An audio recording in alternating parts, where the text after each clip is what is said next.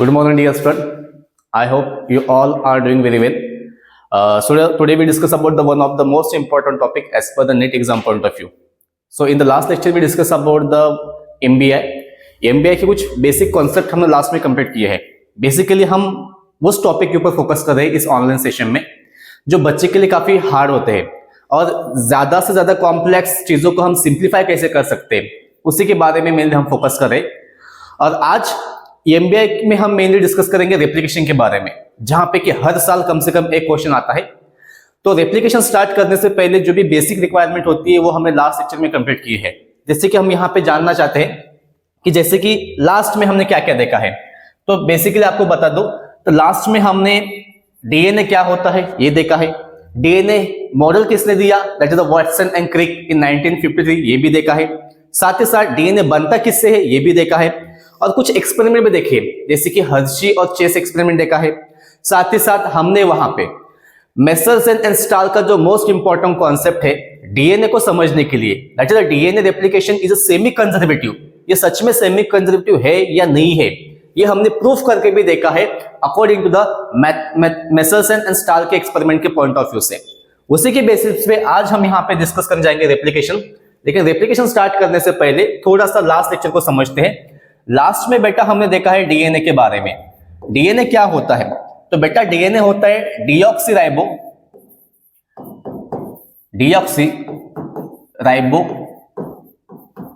Nucleic acid. क्या है बेटा DNA? DNA is a deoxyribo nucleic acid. साथ ही साथ इस डीएनए के ऊपर जो भी चार्ज होता है वो नेगेटिव चार्ज होता है. और नेगेटिव चार्ज किस बेसिस पे है ये भी हम यहां पे देखे थे.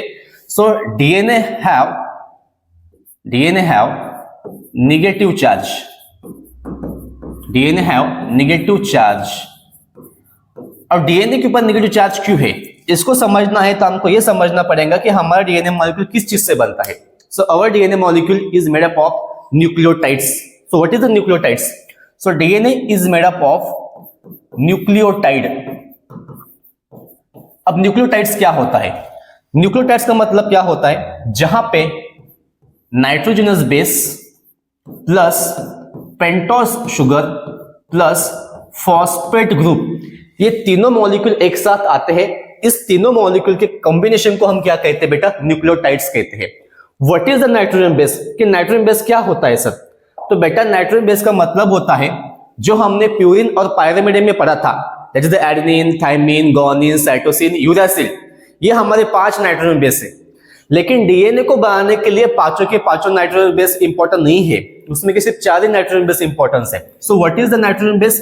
जैसे कि एडेनिन है, उसके बाद थाइमिन है, उसके बाद बेटा गुआनिन है, उसके बाद बेटा साइटोसिन है. तो ये 4 ऐसे नाइट्रोजन बेस है जो कि डीएनए बनने के लिए इंपॉर्टेंस है.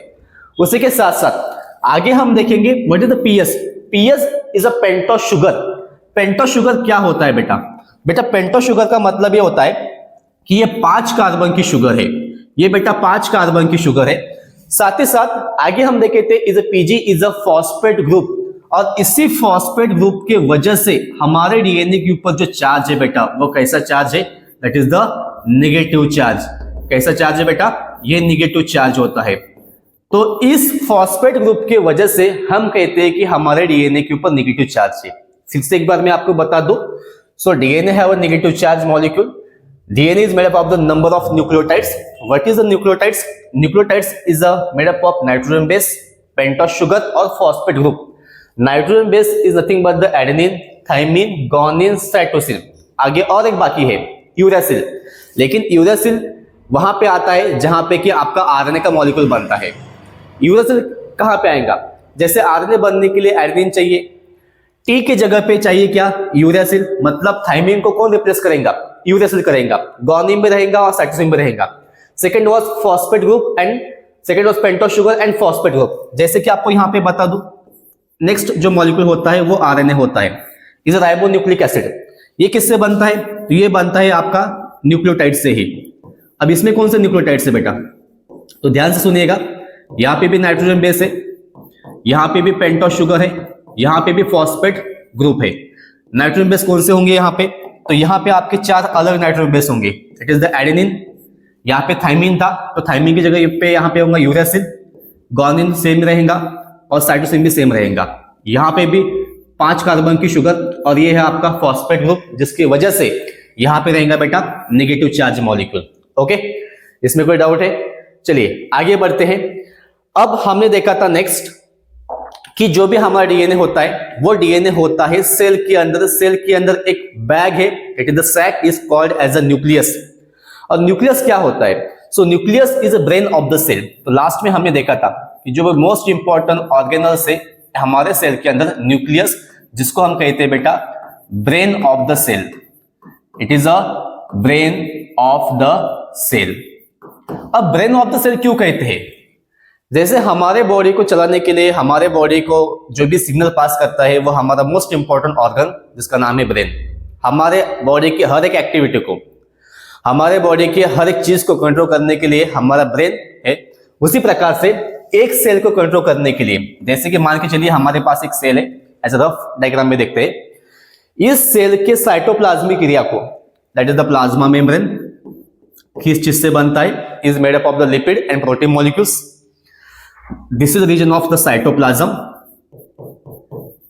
ओके, और इस साइटोप्लाज्म एरिया के अंदर नंबर ऑफ ऑर्गेनल्स है, जैसे कि मोस्ट इंपॉर्टेंट न्यूक्लियस है, rough endoplasmic, smooth endoplasmic, chloroplast, mitochondria, lysosome, vacuole, ये सारे ऑर्गेनल्स है। और इन सारी चीजों को कंट्रोल करने के लिए यहाँ पे ओनली एंड ओनली एक ऑर्गेनल्स है, जिस ऑर्गेनल का नाम है बेटा न्यूक्लियस। और न्यूक्लियस कहां पे सिचुएटेड होता है? So nucleus is present in the centre of the cell. तो साइटोप्लाज्मिक रीजन में क्या है? आपका न्यूक्लियस बैठा हुआ है। न्यूक्लियस के बाहर 2 प्रकार की मेम्ब्रेन होती है, जैसे द आउटर इनवलप और इनर इनवलप। यहां पे क्या होंगे? आउटर इनवलप होता है, सेकेंड वाज इनर इनवलप होता है। Outer envelope and inner envelope. इसी प्रकार से यहां पे जो पोर आपको दिख रहे हैं, मतलब यहां पे जो होल आपको दिख रहे हैं, इसको हम क्या कहते हैं बेटा? इसको हम कहते हैं न्यूक्लियर पोर। मतलब ये आपको जहां पे छेद दिख रहे हैं, इसको हम क्या कहेंगे? न्यूक्लियर पोर कहेंगे। ये इंपॉर्टेंट भी है, किस लिए? न्यूक्लियस के अंदर किसी प्रकार के राइबोसोम को जाना है, किसी राइबोसोम को पास होने के लिए, किसी प्रोटीन को पास होने के लिए, ये इंपॉर्टेंस है। क्या? Nuclear pore. कहां से कहां? न्यूक्लियस के अंदर ये जो पार्ट है, इसको हम क्या कहते हैं बेटा? न्यूक्लियोसोम कहते हैं। It's a nucleosome, sorry, it's a nucleoplasm. It's a nucleoplasm. जैसे यहां पे इट्स अ न्यूक्लियोप्लाज्म। जैसे सेल की एरिया के पार्ट को हम साइटोप्लाज्म कहते हैं, उसी प्रकार से न्यूक्लियस के एरिया को हम न्यूक्लियोप्लाज्म कहते हैं। अब इस न्यूक्लियोप्लाज्म के अंदर क्या है बेटा? इस न्यूक्लियोप्लाज्म के अंदर है बेटा हमारा डीएनए मॉलिक्यूल, जो इस तरह से कुछ सिचुएटेड है, इस तरह से कुछ प्रेजेंट है। अब यहां पे क्वेश्चन ये आता है, जैसे इस न्यूक्लियर पोर से राइबोसोम अंदर बाहर जा सकता है, मतलब न्यूक्लियोप्लाज्म से साइटोप्लाज्म में या साइटोप्लाज्म से न्यूक्लियोप्लाज्म में, जैसे ये प्रोटीन जा सकता है, क्या उसी प्रकार से हमारा डीएनए बाहर नहीं जा सकता? ऑब्वियसली जा सकता है, लेकिन हमारे डीएनए को वहां पे पकड़ के रखने के लिए कुछ इंपॉर्टेंट प्रोटीन्स होते हैं, and the protein is called as a histone protein. जैसे कि आपको लास्ट में बताया था, यहाँ पे मोस्ट इंपॉर्टेंट प्रोटीन होते हैं, उस प्रोटीन को हम क्या कहते हैं बेटा?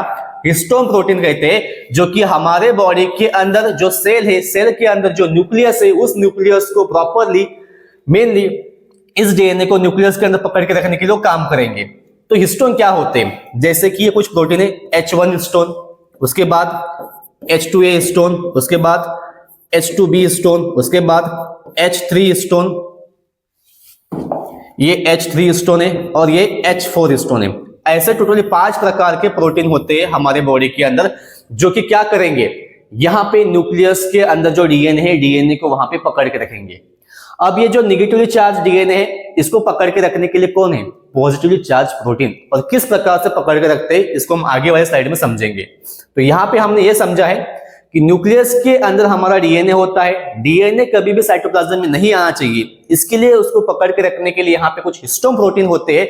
और ये हिस्टोन प्रोटीन कैसे होते हैं? Positively charge protein. डीएनए कैसा होता है? Negatively charge molecule. So negatively charge molecule को पकड़ के रखने के लिए हमारे पास क्या है बेटा? हिस्टोन प्रोटीन है। इसी के साथ साथ यहाँ पे और एक कॉन्सेप्ट को समझते हैं। H1 हिस्टोन को हम क्या कहते हैं बेटा? तो इसको हम कहते हैं बेटा linker histone. So is a linker histone. ये क्या है हमारा? तो ये है बेटा हमारा linker histone, is a linker histone. उसके बाद H2A, H2B, H3, H4 ये हमारे मेन हिस्टोन मॉलिक्यूल होते हैं, ये हमारे मेन प्रोटीन होते हैं जो कि डीएनए को अपने अराउंड या अपने सराउंडिंग को क्या करेंगे, रैप करके रखेंगे। किस प्रकार से, तो यहां पे देखते हैं, मान के चलिए कि जो हिस्टोन होता है, हमें देखिए कि हमारे पास H1 हिस्टोन है, उसके बाद H2A हिस्टोन है, उसके बाद H2B हिस्टोन है, उसके बाद H3 हिस्टोन है, उसके बाद H4 हिस्टोन है। इस हिस्टोन को हम क्या कहते हैं, तो इसको हम लिंकर हिस्टोन कहते हैं। अब लिंकर हिस्टोन क्या होता है आगे आपको समझाता हूं। मेनली पहले फोकस करते हैं इस 4 हिस्टोन पे, that is the H2A, H2B, H3, H4। ये सारे हिस्टोन जो होते हैं वो डुप्लेट के फॉर्म में होते हैं, जिसको हम कहते हैं डबल। डबल का मतलब होता है ये 4 है लेकिन होंगे 8, जैसे कि H2A की 2 कॉपी, H2B की 2 कॉपी, H3 की 2 कॉपी, H4 की 2 कॉपी, ठीक है मेनली। तो ये सारे हिस्टोन क्या है, तो 2 डबलेट के फॉर्म में है। तो ऐसे कितने हो गए हमारे पास हो गए बेटा 8 histone. The 8th histone is called as a octamer. जैसे कि कैसे होंगे, अब यहां पे समझते हैं। मान के चलिए कि ये हमारे पास एक हिस्टोन है, ओके, ये सेकेंड हिस्टोन है, ये थर्ड, ये फोर्थ। अब यहां पे सेकेंड वॉज, इसके पीछे से एक कॉपी है, इसके पीछे से एक कॉपी है, इसके पीछे से एक कॉपी है, इसके पीछे से एक कॉपी है। जैसे मतलब यहां पे H2A की 2 कॉपी, सेकेंड वॉज H2B की 2 कॉपी, थर्ड वॉज बेटा उसके बाद होगा H3 की 2 कॉपी, फोर्थ वॉज H4 की 2 कॉपी। मतलब हो गया हमारे पास कितना, 8 histone. So 8 histone is called as a octamer. तो हमारा हिस्टोन मॉलिक्यूल किस फॉर्म में है, तो ये ऑक्टामर के फॉर्म में है। अब बात करते हैं हमारे डीएनए मॉलिक्यूल की। डीएनए मॉलिक्यूल कौन सा है, मान के चलिए कि हमारे पास ये वाला डीएनए मॉलिक्यूल है, तो ये वाला डीएनए मॉलिक्यूल। तो इस डीएनए मॉलिक्यूल को अपने अराउंड कैसे पकड़ के रखेंगे, तो इस डीएनए मॉलिक्यूल को क्या करेंगे, अपने अराउंड कुछ इस प्रकार से पकड़ के रखते हैं। सो पॉजिटिव चार्ज प्रोटीन ये क्या करेंगे, नेगेटिव चार्ज डीएनए मॉलिक्यूल को अपने सराउंडिंग पकड़ के रखेंगे, रैप करके रखेंगे। जस्ट एन एग्जांपल, जैसे कि मेरे पास ये मान के चलिए डीएनए मॉलिक्यूल है। इसके पहले आपको एक बताना चाहूंगा, हमारे बॉडी के हर सेल के अंदर कितना डीएनए होता है। तो हमारे बॉडी के हर सेल के अंदर जो भी न्यूक्लियस है, उस न्यूक्लियस के अंदर कितना डीएनए होता है, तो 2.2 मीटर डीएनए होता है। और इतने लंबे डीएनए को प्रॉपरली एक जगह पे रखना है, प्रॉपरली न्यूक्लियस के अंदर सिचुएटेड रखना है, तो उसको प्रॉपरली अरेंज भी करना पड़ेगा। तो प्रॉपरली उसको अरेंज करने के लिए हमारे पास क्या है, तो पॉजिटिव चार्ज हिस्टोन प्रोटीन है। मान के चलते हैं कि हमारे पास ये क्या है, एक हिस्टोन मॉलिक्यूल से ऑक्टामर, और इस हिस्टोन मॉलिक्यूल के अराउंड इसने क्या करके रखा है, इस नेगेटिव चार्ज डीएनए को पकड़ के रखा है। तो इस इतने बड़े लॉन्ग डीएनए को कम से कम जगह में रखने के लिए क्या है बेटा, तो हमारे बॉडी के अंदर कुछ न्यूक्लियस के अंदर क्या है बेटा, कुछ हिस्टोन प्रोटीन होते हैं, जैसे H2A, H2B, H3, H4। तो ये क्या करेंगे, एक 2.2 मीटर के डीएनए को कम से कम जगह में रखने के लिए हेल्प करेंगे। तो डीएनए कहां पे है, जो पॉजिटिव चार्ज हिस्टोन प्रोटीन है उसके अराउंड हमारा डीएनए क्या है, रैप हो चुका है। सो पॉजिटिव चार्ज प्रोटीन के अराउंड नेगेटिव चार्ज डीएनए क्या हो चुका है बेटा, रैप हो चुका है। ऐसे हमारे बॉडी के अंदर नंबर ऑफ हिस्टोन मॉलिक्यूल्स होते हैं जो कि अपने सराउंडिंग डीएनए को पकड़ के रखेंगे। और नंबर ऑफ हिस्टोन मॉलिक्यूल्स, जैसे कि यहाँ पे हिस्टोन प्लस डीएनए है, ध्यान सुनिएगा यहाँ पे, जैसे कि यहाँ पे बेटा डीएनए मॉलिक्यूल भी साथ में है प्लस हिस्टोन मॉलिक्यूल भी साथ में है। जहां पे DNA molecule plus histone molecule साथ में होता है, तो इसको हम एक कॉमन एक नाम से जानते हैं, उसका नाम क्या होता है बेटा, तो इस नाम को हम क्या कहते हैं, न्यूक्लियोसोम कहते हैं। That is the nucleosome. ध्यान से सुनिएगा, कई बार एग्जाम में पूछा हुआ कॉन्सेप्ट है, what is the nucleosome.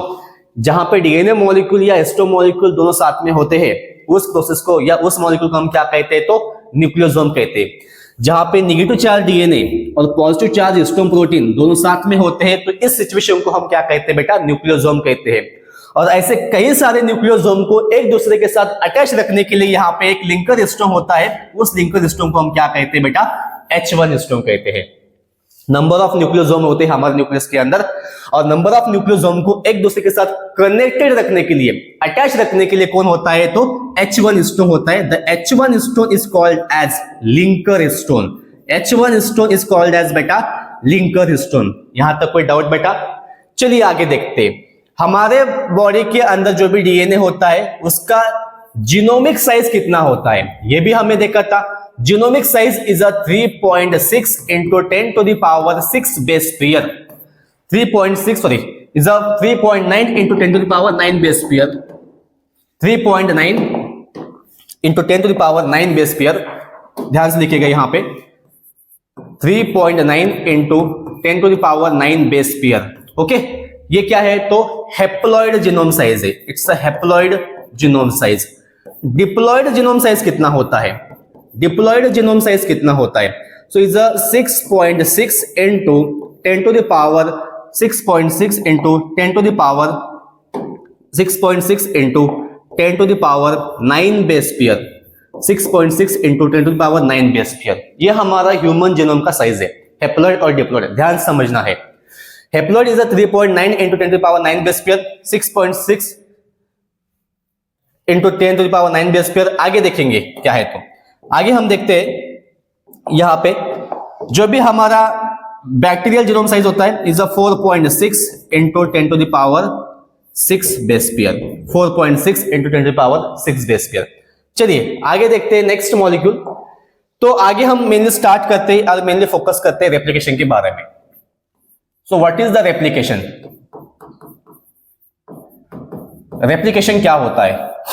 Replication को हमें ठीक से समझना है तो थोड़ा सा प्रैक्टिकल पॉइंट ऑफ व्यू समझना पड़ेगा। जैसे कि रेप्लिकेशन क्या होता है, सिंपल एग्जांपल के साथ बताता हूं।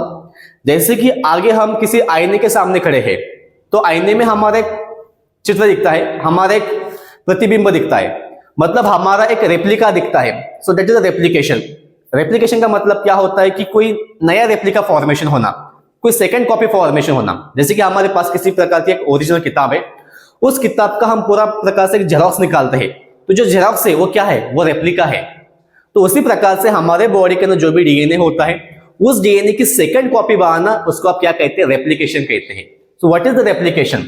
Replication is nothing but, write down, replication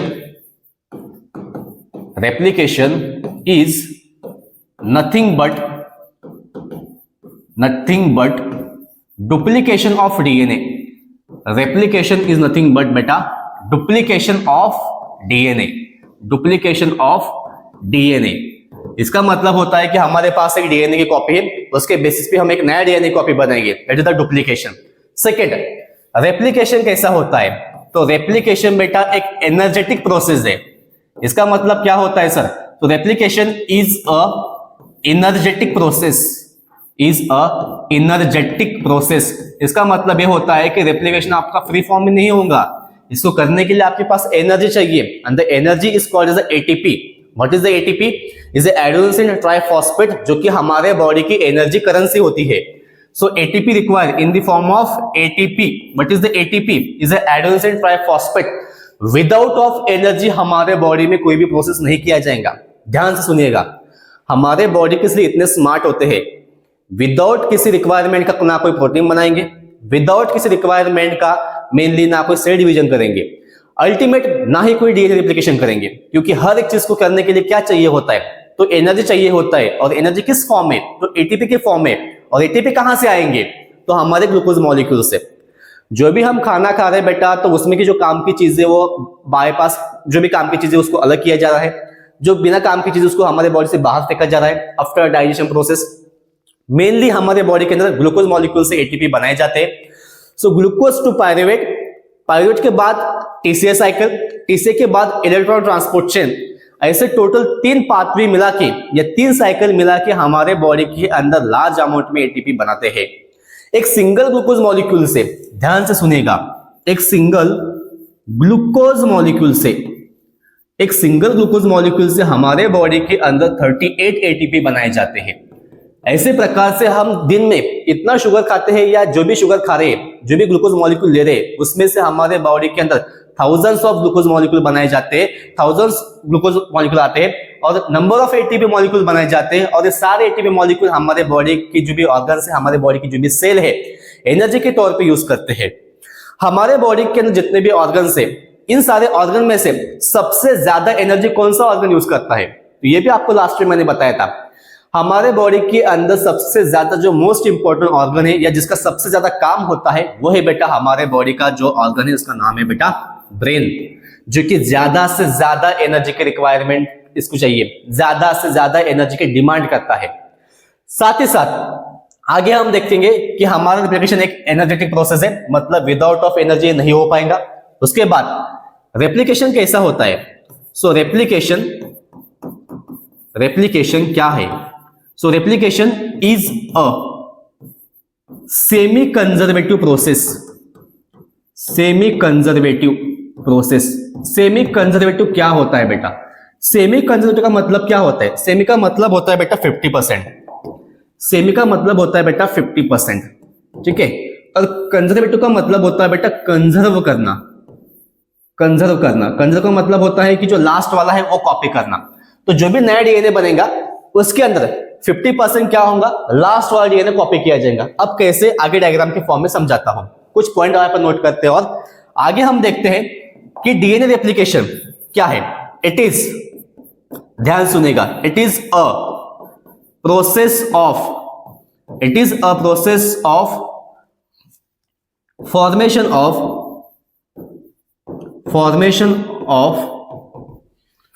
of new DNA molecule.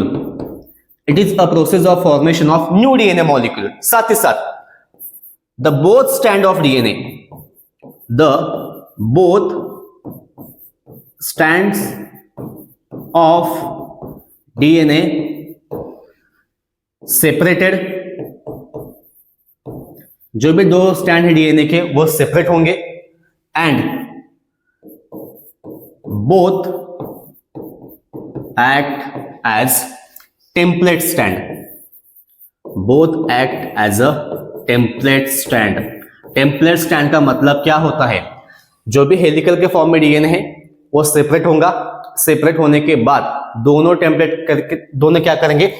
Template के तौर पे काम करेंगे। टेम्पलेट का मतलब क्या होता है कि इंफॉर्मेशन प्रोवाइड करने के तौर पे काम करेंगे। कैसे? आगे डायग्राम में समझाता हूं। So DNA replication is a duplication of DNA, जहां पे कि हम नया डीएनए कॉपी बनाएंगे, जेरॉक्स कॉपी बनाएंगे। रेप्लिकेशन क्या है? तो एक प्रकार का एनर्जेटिक प्रोसेस है। एनर्जेटिक का मतलब क्या होता है कि हमारे बॉडी में जो भी एटीपी बन रहे वो एटीपी की रिक्वायरमेंट है।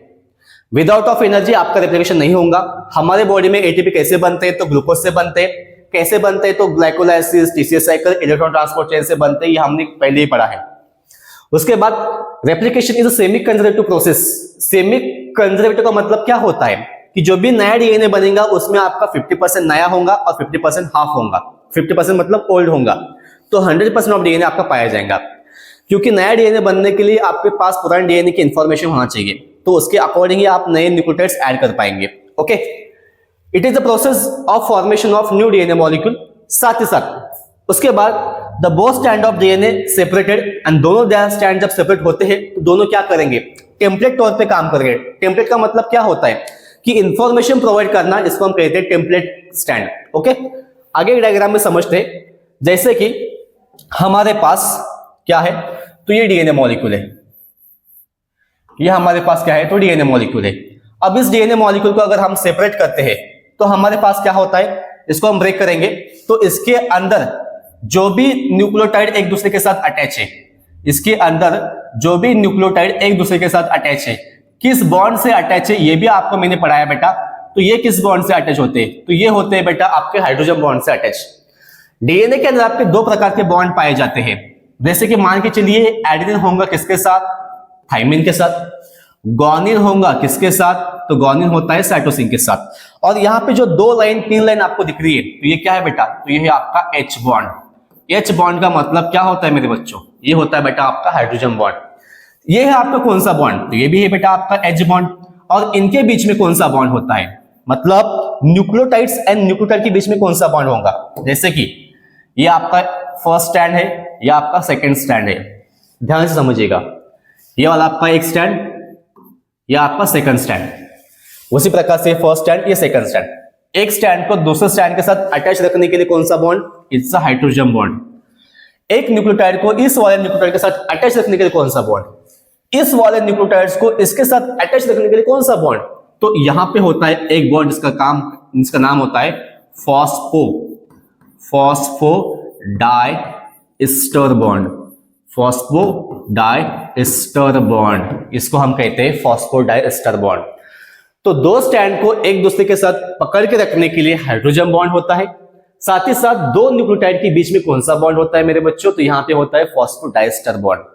लास्ट में मैंने आपको न्यूक्लियोटाइड क्या होता है ये पढ़ाया है, ध्यान से सुनेगा। और न्यूक्लियोसाइड क्या होता है ये भी आपको पता होना चाहिए, जो कि लास्ट में भी पढ़ा है हमने। जहां पे सिर्फ nitrogen base plus pentose sugar दोनों साथ में होते हैं, किसी प्रकार का फॉस्फेट ग्रुप नहीं होगा। जहां पे सिर्फ नाइट्रोजन बेस और पेंटोस शुगर साथ में होते हैं, उस चीज को हम क्या कहते हैं? न्यूक्लियोसाइड कहते हैं। जहां पे nitrogen base plus pentose sugar plus phosphate group साथ में होते हैं, तो इस चीज को हम क्या कहते हैं? तो इसको हम कहते हैं बेटा न्यूक्लियोटाइड्स। ओके, चलिए यहां पे देखते हैं। DNA replication is a semi conservative. अब सेमी कंजर्वेटिव का मतलब ही क्या होता है?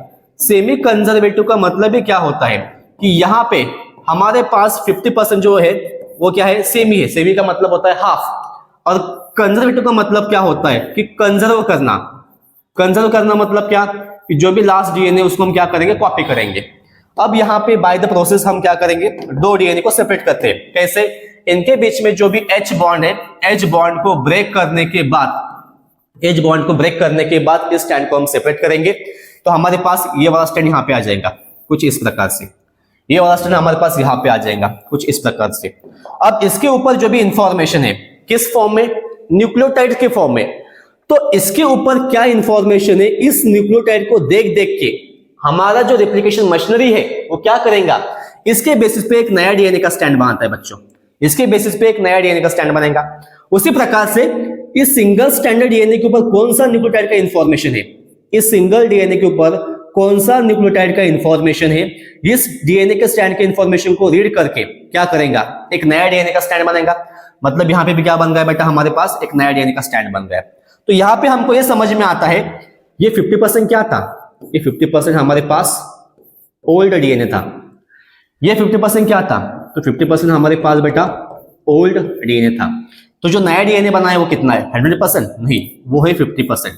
तो 50% न्यू स्टैंड ऑफ डीएनए। यहां पे भी क्या है? 50% न्यू स्टैंड बन चुका है।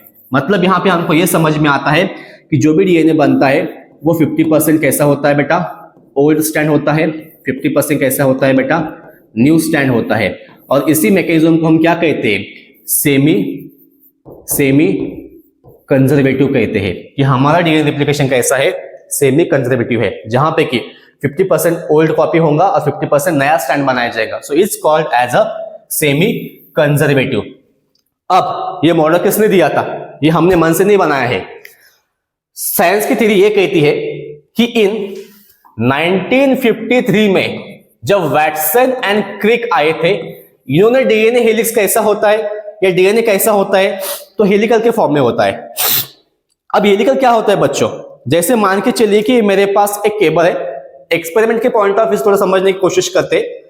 अब ये जो भी डीएनए आपका हेलिकल के फॉर्म में, हेलिक्स का मतलब होता है कुछ इस फॉर्म से ऐसा। तो जैसे ही मेरे पास हेलिकल के फॉर्म है और तकरीबन ए भी 1 मीटर से ज्यादा ही है, इससे थोड़ा सा ज्यादा डीएनए मॉलिक्यूल आपका एक सेल में होता है। और कितना साइज होता है? 2.2 मीटर। अब ये जो भी डीएनए बेटा ये टोटली क्या है बेटा? हेलिकल के फॉर्म में। इट्स लाइक ए हेलिक्स, जिसको जब हम इसको ओपन करेंगे तो आपका हेलिकल क्या हो जाएगा? ब्रेक हो जाएगा। आपका हेलिक्स कैसा होता है? ब्रेक हो जाता है। उसी प्रकार से इस स्टैंड को हमने ब्रेक किया है। जब तक ये हमारे यहाँ पे तो हेलिक्स के फॉर्म में, जब हम इसको ब्रेक करेंगे तो क्या हो जाएगा? आपके दो स्टैंड सेपरेट हो जाएंगे। मतलब ये आपका हाफ स्टैंड इधर, आपका हाफ स्टैंड इधर। अब इसके ऊपर जो भी न्यूक्लियोटाइड की इंफॉर्मेशन है उसके बेसिस पे हम क्या करेंगे? नए न्यूक्लियोटाइड्स ऐड करेंगे। जैसे कि यहाँ पे ए होगा तो ए के सामने हम क्या करेंगे? टी ऐड करेंगे। यहाँ पे टी होगा तो उसके सामने हम क्या करेंगे? ए ऐड करेंगे। यहाँ पे जी होगा तो हम क्या करेंगे? सी ऐड करेंगे। अगर यहाँ पे सी होगा तो हम क्या करेंगे? जी ऐड करेंगे। So that is the DNA replication is a semi conservative. मतलब 50% ओल्ड स्टैंड, 50% न्यू स्टैंड। अब फिर से आगे सुनिए, ये डीएनए रेप्लिकेशन सेमी कंजर्वेटिव है ऐसे पहले ही बताया था किसने? वैटसन एंड क्रिक ने। जब वैटसन एंड क्रिक ने डीएनए मॉडल दिया था जो कि हेलिक्स के फॉर्म में था, तभी उन्होंने बताया था कि हम आगे चल के ये भी प्रूफ करके बताएंगे कि डीएनए रेप्लिकेशन ये सेमी कंजर्वेटिव होता है। लेकिन अनफॉर्चुनेटली वो इसके बारे में कोई प्रूफ नहीं दे पाए। बस उसी समय मेसल्सन एंड स्टाल आते हैं, जो कि दो मोस्ट इंपॉर्टेंट साइंटिस्ट है, उनको कई सारे अवार्ड भी मिल चुके हैं। मेसल्सन एंड स्टाल ये एक्सपेरिमेंट प्रूफ करके बताते हैं कि डीएनए रेप्लिकेशन क्या होता है, तो सेमी कंजर्वेटिव होता है। ध्यान से सुनिएगा, वैटसन एंड क्रिक ने पहले ही बताया था कि डीएनए मॉडल क्या है, तो ये हेलिक्स के फॉर्म में होता है, is a beta form of DNA. साथ ही साथ इन्होंने ये भी बताया था कि डीएनए रेप्लिकेशन ये सेमी कंजर्वेटिव होता है, लेकिन अनफॉर्चुनेटली किसी कारण की वजह से वो उसको साइंटिफिकली प्रूफ नहीं कर पाए, एक्सपेरिमेंटली प्रूफ नहीं कर पाए। उसी समय मेसल्सन एंड स्टाल आते हैं और डीएनए रेप्लिकेशन सच में सेमी कंजर्वेटिव है या नहीं है, ये एक्सपेरिमेंटली प्रूफ करके बताते हैं। किसके ऊपर, तो प्रोकैरियोटिक बैक्टीरिया के ऊपर, जिसका नाम होता है ई कोलाई। ये हमने लास्ट में देखा है मेसल्सन एंड स्टाल का एक्सपेरिमेंट, जहां पे कि N14 N15 नाइट्रोजन लेते हैं, उसको एक्सपेरिमेंटली ग्रो करते हैं कल्चर के ऊपर और बताते हैं कि जो भी डीएनए का स्टैंड है वो सेमी कंजर्वेटिव है। ठीक है, चलिए आगे देखते हैं। यहां पे मेनली रेप्लिकेशन जो भी होता है उसके लिए क्या क्या रिक्वायरमेंट होती है। तो रेप्लिकेशन करने के लिए हमारे पास चाहिए कुछ इंपॉर्टेंट नीड्स, जैसे कि कुछ रिक्वायरमेंट होती है यहां पे, we should first have ORI। Replication करने के लिए क्या चाहिए, रेप्लिकेशन करने के लिए हमारे पास चाहिए होता है क्या, so first we should have ORI। ये हमारे पास चाहिए बेटा ORI। What is the ORI? ORI is nothing but the origin of replication। origin of replication ये क्या होता है, आगे डायग्राम के फॉर्म में समझाता हूं। इसी को हम कहते हैं origin of initiation या replication initiation। ये क्या होता है, इसका मतलब ये होता है कि हमारा जो भी डीएनए का स्टैंड है वहां पे रेप्लिकेशन कहां से स्टार्ट करना है, हमारे मदद से हम स्टार्ट नहीं करेंगे। So we should have first important site, that is the replication. करने के लिए चाहिए हमारे पास ORI। उसके बाद ORI क्या होता है, सो द डीएनए यूनिट या फिर the unit of DNA have one ORI site. The unit of DNA have one ORI site is called replicon।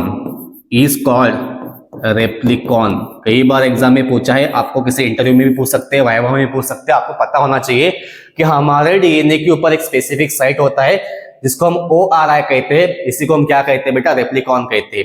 आगे हमारे बॉडी का डीएनए काफी बड़ा होता है और बैक्टीरिया का डीएनए काफी छोटा होता है। मतलब जब भी हम सेल के बारे में बात करते हैं तो उसको हम दो किंगडम में डिस्ट्रीब्यूट करते हैं, जैसे कि दो ग्रुप में डिस्ट्रीब्यूट करते हैं।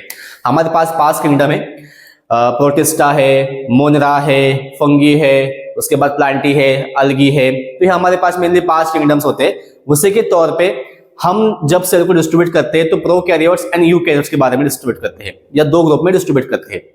2 किंगडम ऑफ क्लासिफिकेशन उसको हम कहते हैं। So prokaryote and second was eukaryotes.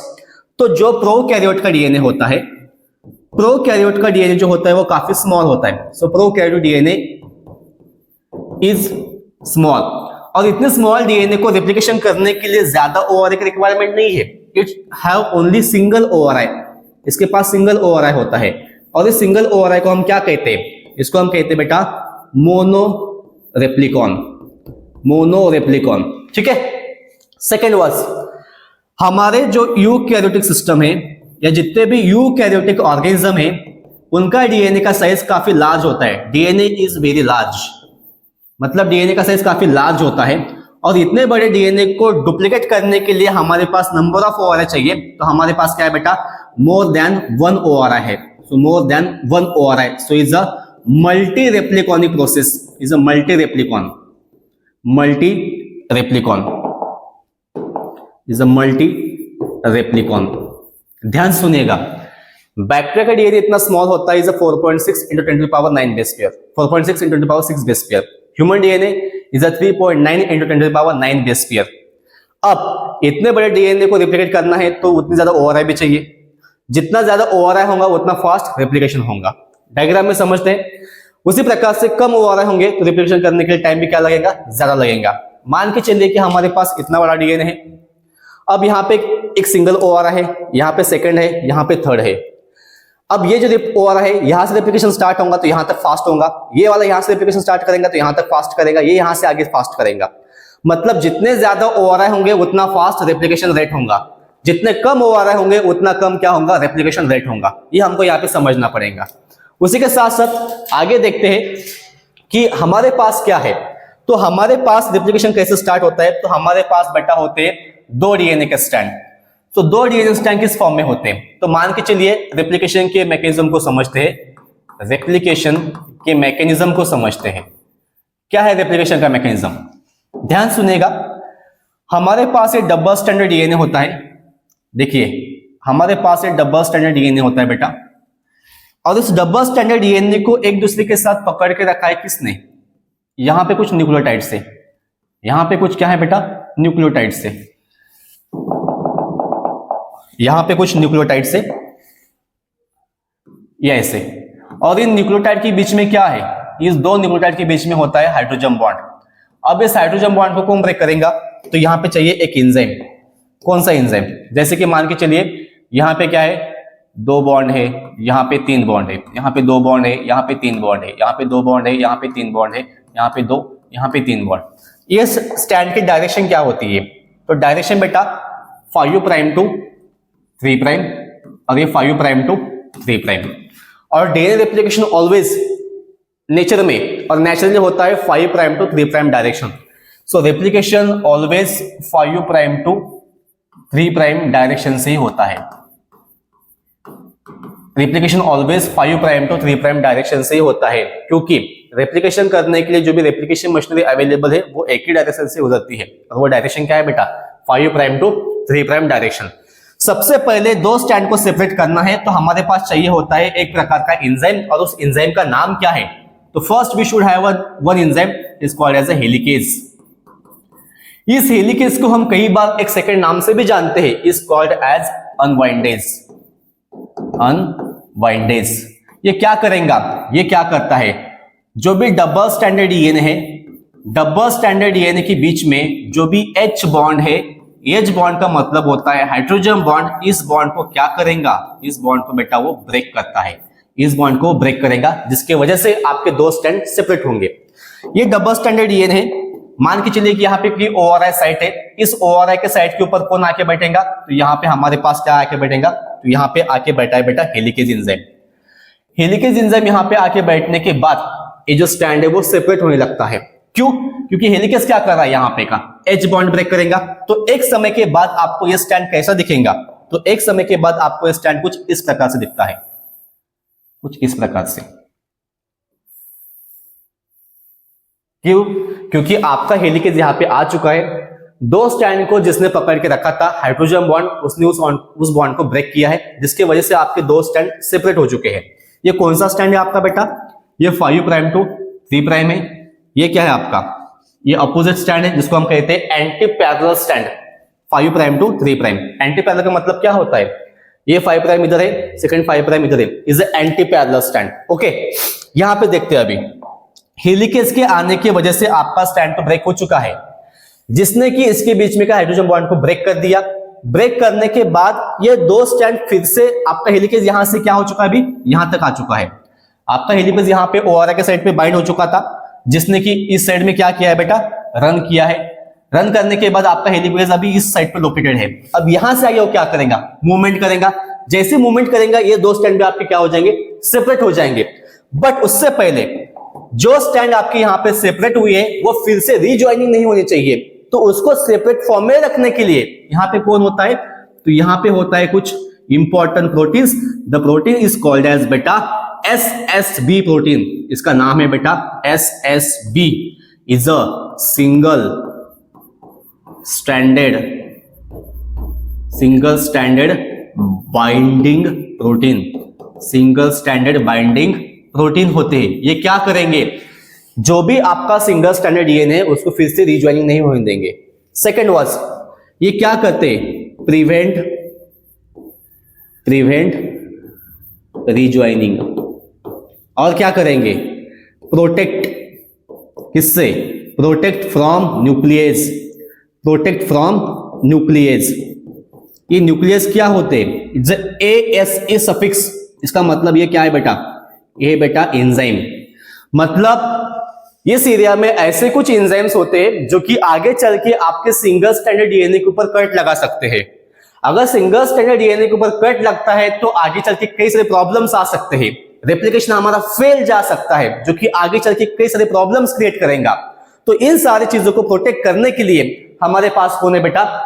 Single strand binding protein है, जो कि हमारे सिंगल स्ट्रैंड डीएनए को क्या करेगा? प्रोटेक्ट करेगा। एसएसपी आया है, दो स्ट्रैंड को रिजॉइनिंग होने से रोकता है। सेकंड वाज प्रिवेंट करेगा रिजॉइनिंग। थर्ड, सेकंड फंक्शन क्या है? प्रोटेक्ट फ्रॉम द न्यूक्लियस, कि जो भी आपके न्यूक्लियस एंजाइम यहाँ पे पड़े हुए हैं वो इसी के ऊपर किसी प्रकार का ब्रेक ना लगा सके, किसी प्रकार का कट ना लगा सके। उसके बाद यहां पे चाहिए होता है आपको क्या? तो यहां पे आपको चाहिए बेटा,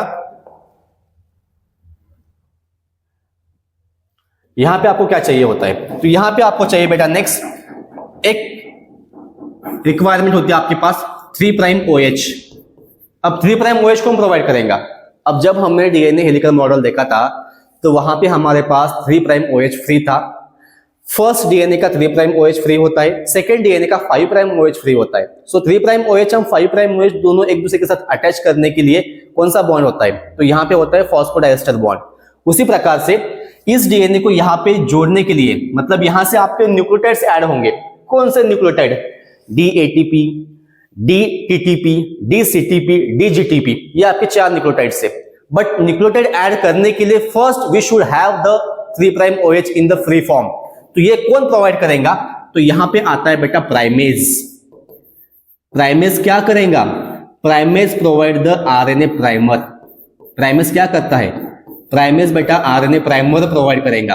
RNA प्राइमर का मतलब क्या होता है? कि इसके पास क्या है? 3' OH फ्री है। आगे आप कहेंगे सर ये तो डीएनए रेप्लिकेशन है, पर डीएनए रेप्लिकेशन के दौरान आरएनए की क्या रिक्वायरमेंट है?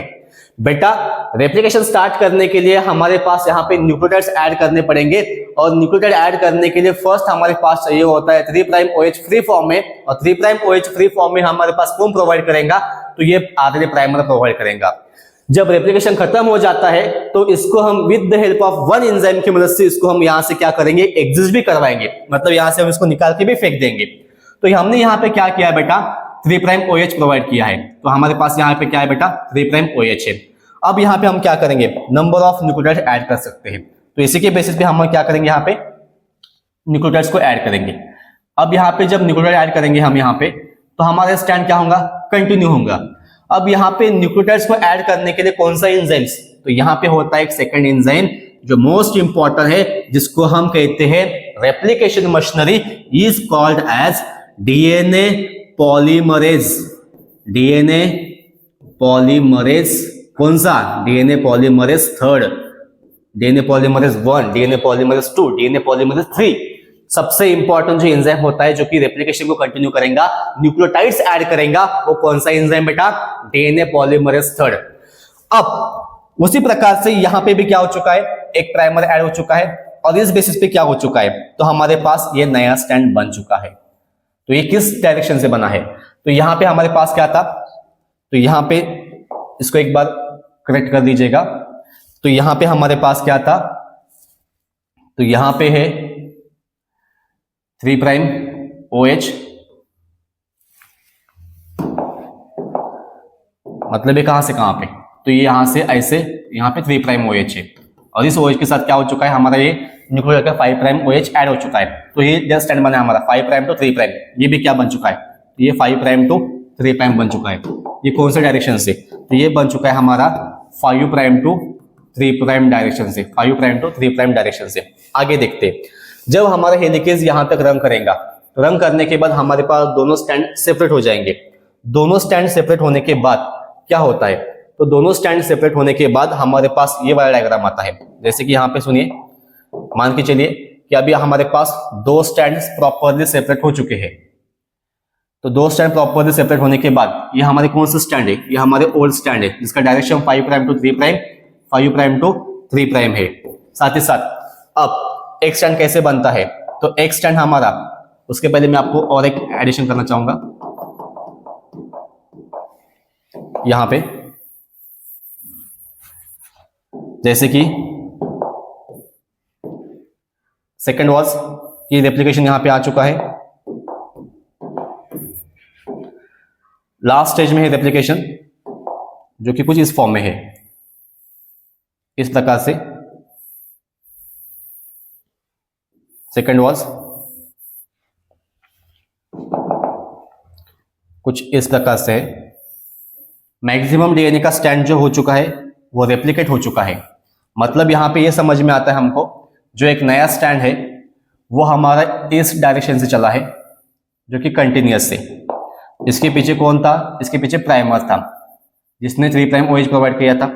उसी प्रकार से यहाँ पे जो हुआ था ये यहाँ से, उसके बाद फिर से यहाँ पे प्राइमर की रिक्वायरमेंट थी, क्योंकि ये आपका क्या है, जो भी रेप्लिकेशन फॉर्क है, मतलब जो भी आपका हेलिकेज आ चुका है यहाँ पे, जो भी आपका हेलिकेज यहाँ पे आ चुका है, इस हेलिकेज के क्या है, अपोजिट डायरेक्शन में है। तो यहाँ पे क्या चाहिए, नंबर ऑफ ओवर आपको ऐड करने पड़ेंगे, जिसकी वजह से आपके जो भी नए डीएनए का स्टैंड बनेंगे वो किस फॉर्म में बनेंगे, फ्रैगमेंट के फॉर्म में बनेंगे। तो ये कौन सा डायरेक्शन था, ये 5 प्राइम टू 3 प्राइम था।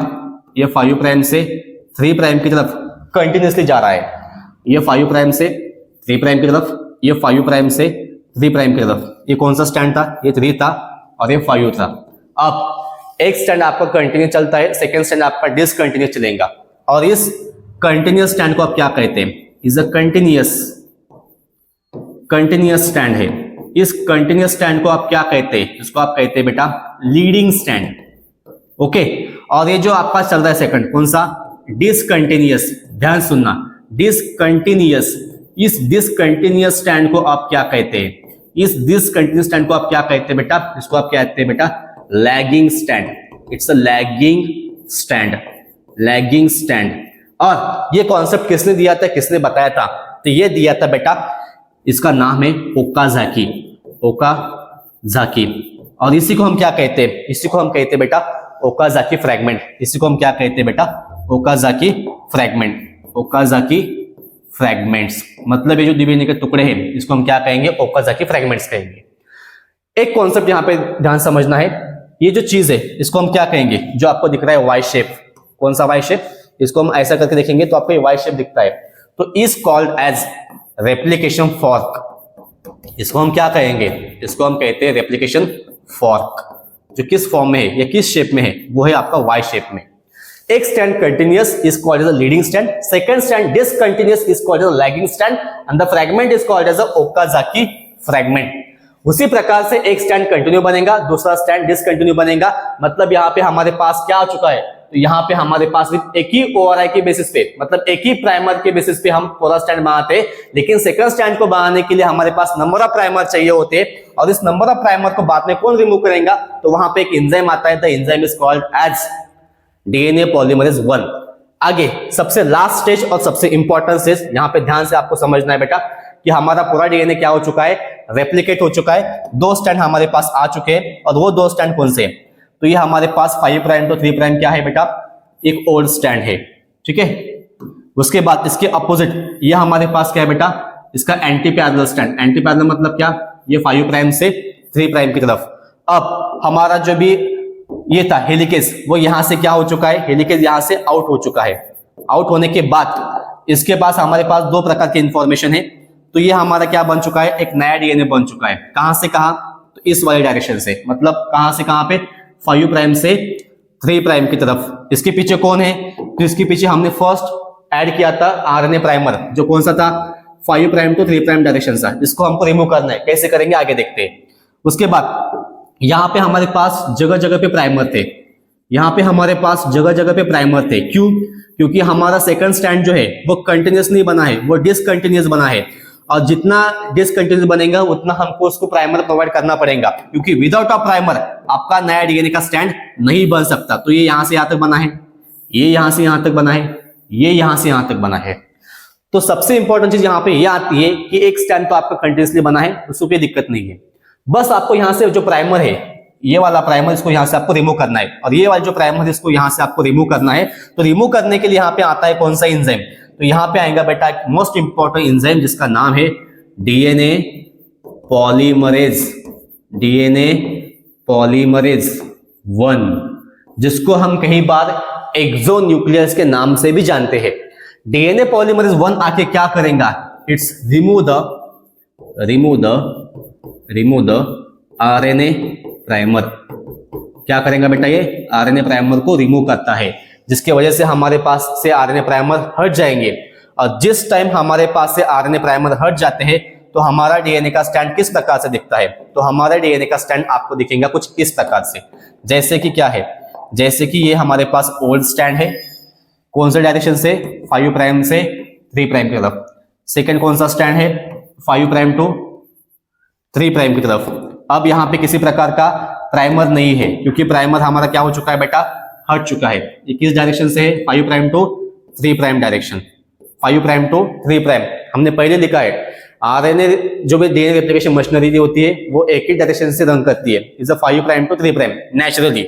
हाँ, आर्टिफिशियली वो 5 प्राइम से 3 प्राइम भी कर सकती है या 3 प्राइम से 5 प्राइम भी कर सकती है, ठीक है। अब ये जो स्टैंड बना है वो इस फ्रैगमेंट के फॉर्म में, यहां से लेके यहां तक, यहां से लेके यहां तक, यहां से लेके यहां तक। इसके ऊपर किसी प्रकार का आरएनए प्राइमर नहीं है। किसने रिमूव किया है, डीएनए पॉलीमरेज 1 ने। अब यहां पे एक चीज आती है कि सर ये जो भी गैप है, ये गैप को अटैच कौन करेगा, इनके बीच में बॉन्ड कौन बनाएगा, मतलब इनको जोड़ना पड़ेगा।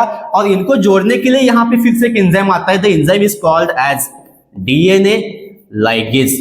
इस एंजाइम को हम क्या कहते हैं, डीएनए लाइगेज, जो कि क्या है, इसी को हम जानते हैं मॉलिक्यूलर ग्लू के नाम से। मॉलिक्यूलर ग्लू, ग्लू का मतलब होता है कि इसको चिपकाएगा। जब ये चिपकेगा तो आपका डीएनए कैसा दिखेगा आपको, तो आपको डीएनए दिखता है बेटा कुछ इस फॉर्म में। किस फॉर्म में, तो ध्यान सुनिए यहां पे, ये आपका लास्ट डीएनए 5 प्राइम से 3 प्राइम की तरफ, ये भी आपका ओल्ड डीएनए 5 प्राइम से 3 प्राइम की तरफ। और जो नया डीएनए बना है वो आपका साफ साफ यहां पे दिखाई देता है बेटा, यहां से लेके इस डायरेक्शन से, यहां से लेके इस डायरेक्शन से। So is a 5 prime to 3 prime. ये पूरा अभी जुड़ चुका है किसकी मदद से, डीएनए लाइगेज की मदद से। तो ये 5 प्राइम से 3 प्राइम। स्टार्टिंग में हमारे पास ये 2 स्टैंड थे, उसके बेसिस पे हमने 2 नए स्टैंड बनाए। तो यहाँ पे आपको साफ साफ दिखता है, ये आपका क्या है, ओल्ड स्टैंड है, ये भी आपका क्या है बेटा, ओल्ड स्टैंड है। और जो आपके 2 नए स्टैंड बने हैं ये कौन से, ये न्यू स्टैंड है। तो यहाँ पे समझ में आता है 50% स्टैंड जो है वो ओल्ड स्टैंड होता है, 50% स्टैंड जो होता है वो न्यू स्टैंड होता है। और इसी कॉन्सेप्ट को हम क्या कहते हैं कि डीएनए रेप्लिकेशन कैसा होता है, तो DNA replication is a semi conservative होता है, सेमी कंजर्वेटिव होता है। और ये प्रूफ करके किसने बताया था, तो ये बताया था बेटा मेसलसन एंड स्टाल ने। मेसलसन एंड स्टाल ने कब, तो 1953 के दौरान एक्सपेरिमेंट किया था। और एक्सपेरिमेंट किसके ऊपर किया था, तो experiment proof on the E coli. E coli क्या था, E coli is a prokaryote, E coli is a prokaryotes. तो ध्यान सुनेगा, स्टार्टिंग में हमारे पास 2 स्टैंड थे, 2 स्टैंड के बेसिस पे एक मैकेनिज्म के बाद, जिसको हम कहते हैं मैकेनिज्म ऑफ रेप्लिकेशन, कौन कौन सी मशीनरी है वो आपको यहाँ पे बता है। और लास्ट में हमारे पास 2 स्टैंड आ चुके हैं। यहाँ पे अगर देखा जाए तो आपके पास सारे डायग्राम को देखते हैं, तो देखिए जस्ट आपको समराइज कर देता हूं एक बार कि हमारे पास जो भी स्टैंड था वो फर्स्ट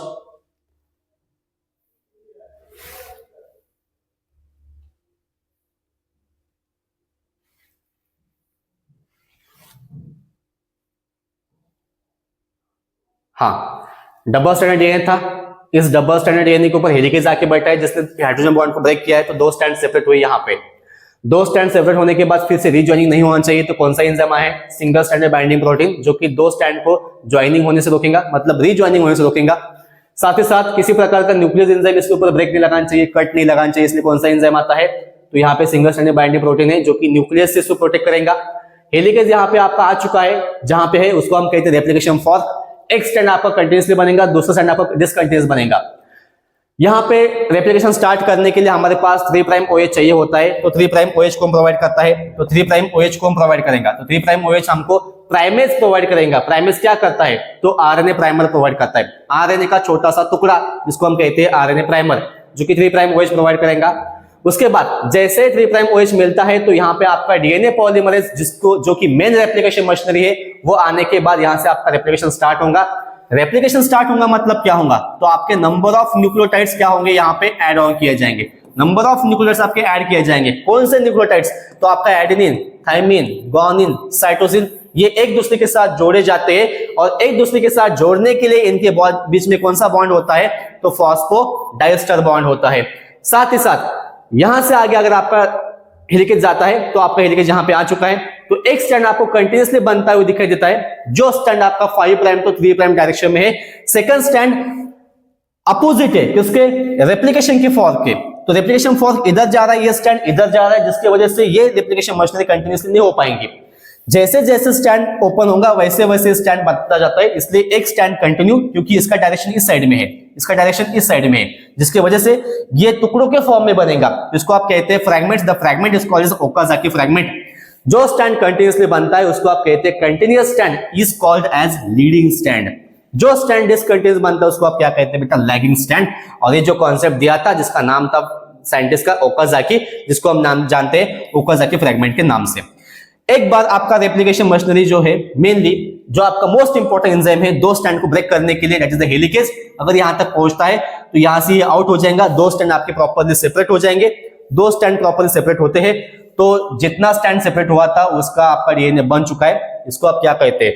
तो इसको आप कहते हैं कि एक स्टैंड के बेसिस पे आपने क्या किया है? नया स्टैंड बना है। और लास्ट में इस आरएनए पॉलीमर को रिमूव करने के लिए कौन है आपके पास? तो डीएनए पॉलीमरेज 1 है, जो कि आपके आरएनए प्राइमर को रिमूव करेगा। आरएनए प्राइमर को रिमूव करने के लिए कौन है आपके पास? डीएनए पॉलीमरेज 1 है, जो कि आपके आरएनए प्राइमर को रिमूव करेगा। और लास्ट में जो भी फ्रैगमेंट्स बने हैं इनको जोड़ने के लिए कौन है आपके पास? तो डीएनए लाइगेज है। तो लास्ट में आपको एक डायग्राम दिखाई देता है जहां पे कि आपके पास 2 स्टैंड से 4 स्टैंड बन चुके हैं, और जहां पे 50% ओल्ड है, 50% क्या है? तो आपका 50% बेटा क्या है? आपका ओल्ड स्टैंड है, 50% न्यू स्टैंड है, and that's is called as the semi conservative. 50% पुराना हो चुका है जिसको आपने क्या किया है? कंजर्व किया है। So is called as the DNA replication is semi conservative. किसने दिया था बेटा? मेसलसन एंड स्टाल ने। I hope you all understand in very well. ऐसे ही कुछ और टॉपिक को हम डिस्कस करेंगे नेक्स्ट लेक्चर में, जिसका नाम होगा टॉपिक का ट्रांसक्रिप्शन ट्रांसलेशन। काफी इंपॉर्टेंट है। जहां तक जो भी यहाँ पे पढ़ा है इसके बाहर अभी तो कोई क्वेश्चन नहीं गया है। इतना भी अगर आप ठीक से करते हैं तो आपका कोई भी क्वेश्चन खाली नहीं जाएगा। Okay, so thank you so much. Next lecture में फिर से ऐसे कुछ इंटरेस्टिंग टॉपिक को, कॉम्प्लेक्स टॉपिक को हम सिंपल से सिंपल लैंग्वेज में समझने की कोशिश करेंगे। So thank you so much.